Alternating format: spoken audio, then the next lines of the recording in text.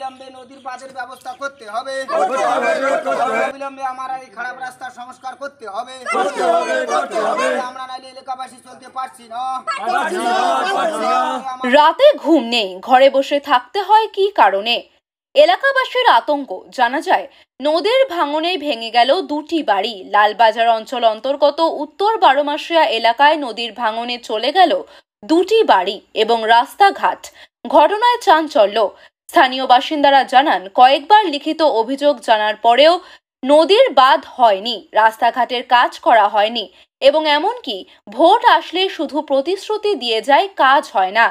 স্থানীয় বাসিন্দারা জানান, আমাদের এলাকার দুটি বাড়ি নদীতে ভেঙে গিয়েছে, আরো দুটি বাড়ি ভেঙে যাওয়ার আশঙ্কা রয়েছে এবং ছাত্রছাত্রীরা স্কুল যেতে পারছে না। রাস্তাঘাটের পরিস্থিতি খুবই খারাপ। তবে স্থানীয় বাসিন্দাদের মূল রাস্তা না হলেও চলবে। বর্তমানে নদীর বাঁধ বাঁধলে তারা একটু শান্তিতে ঘুমোতে পারবে। রাতে ঘুম হয় না, কখন যে নদীর স্রোতে ভেঙে যাবে ঘরবাড়ি তা নিয়ে আতঙ্কিত রয়েছে এলাকাবাসী।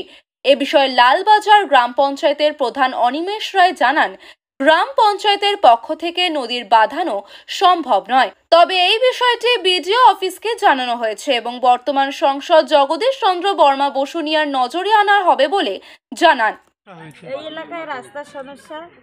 আমরা বা ছেলে মেয়ে আমাদের পড়াশোনা করে, রাস্তাঘাট দিয়ে যাইতে পারছে না। বর্তমানে রাস্তা খুব খারাপ, রাস্তা খাল পাকার হয়ে গেছে। আমাদের সামনে নদী, পানি যাওয়ার মতো কোনো রাস্তা নাই।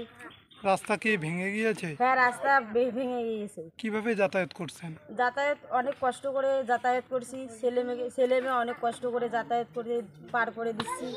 নদী তো অনেকটা সেরে আসছে, কি চাইছেন? বাঁধের দাবি করছেন? হ্যাঁ, বাঁধের দাবি করছি। আচ্ছা, আর কি দাবি রয়েছে আপনার? না, আর আমাদের রাস্তা চাই আর নদীর পাশে বাঁধ চাই। বাঁধ। কি নাম আপনার? আমার নাম লিপি দিদি। এই এলাকাটার নাম? এই এলাকার নাম উত্তর বারোমাসিয়া। বিষয়টা নিয়ে আমরা দেখতেছি অনেক কিছু বাড়িঘর এখানে নদীতে চলে যাবে। যদি এর ব্যবস্থা না নেয় বা নেওয়া না হয়, তাহলে আমাদের এই বাড়িঘরগুলো রক্ষা করা যাবে না। রাস্তাঘাটের অবস্থা তো আপনারা নিজেই দেখলেন, আমরা তো আপনাদেরকে দেখাইলাম, কিন্তু আপনারা তো বাড়িঘরগুলোর অবস্থা দেখলেন। এই বাড়িঘরগুলো যদি নদীর মধ্যে চলে যায়, তাহলে এই লোকগুলো যাবে কোথায়?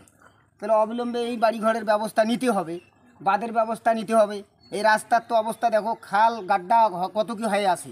তাহলে এগুলো আমরা উপর মহলেও জানিয়েছি। এই বিষয়গুলো নিয়ে প্রশাসন ভিত্তিক দেখা উচিত। এই এলাকায় কত মানুষ? এই এলাকায় এই পাড়াতে কমেও 500 লোক আছে, এই জায়গাটাতে 500 লোক আছে। সবাইকে চিন্তিত বর্তমানে? হ্যাঁ, বর্তমানে সবাই চিন্তিত। নদীতে তো সামনে এসে গেছে, তা আপনারা নিজেই তো দেখলেন। রাতে কি আপনাদের ঘুম হয় না? মানুষের হয় না কেন? যাদের বাড়ি নদীর উপরে আছে, আমরা তো ভয়ে থাকি, কখন কোন একটা বাচ্চা ভাঙি বললে তো একটা ঘর চলে যাবে। তাতে দুইটা ঘর চলে গেছে, দুইটা তো অলরেডি চলেই গেছে। কিন্তু এই ঘরগুলোর ব্যবস্থা না নিলে বা বাঁধের একটা ব্যবস্থা না নিলে এই লোকরা থাকতে পারবে না।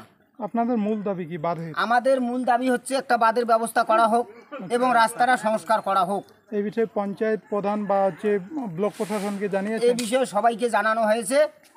এই বিষয়ে আমরা দরকার হয় প্রশাসনের দ্বারস্থ নেব। কি নাম আপনার? শফিউল্লাহ মিয়া।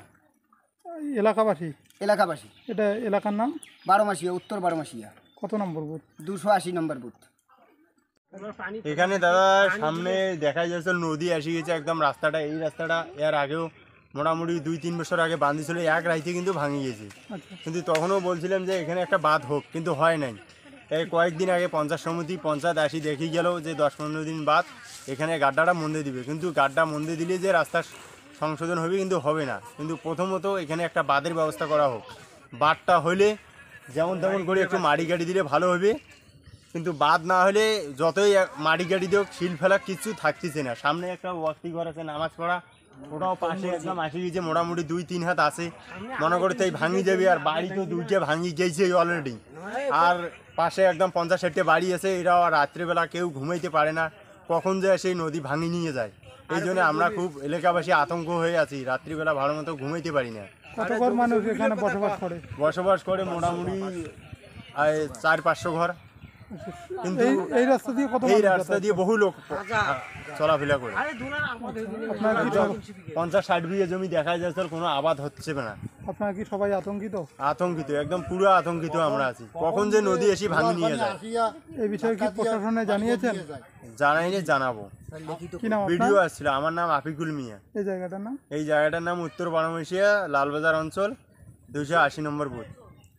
বর্তমানে মূল আপনি কি আধুনিক কৃষি যন্ত্রপাতি কিনতে চান? তাহলে চলে আসুন আমাদের গোল্ড মডেল মেশিনারি দোকানে। আমাদের ঠিকানা শীতলকুচি ধানহাটের বিপরীত পাশে, সিতাই রোড।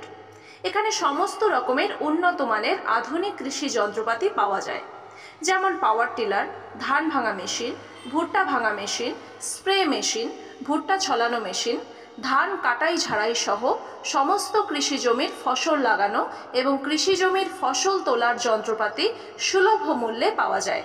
আমাদের মোবাইল নাম্বার 7602868887 অথবা 9679612228। বিশেষ দ্রষ্টব্য, আমাদের এই বিজ্ঞাপনের ভিডিও দেখে দোকানে আসলে আপনি বিশেষ ছাড় পাবেন।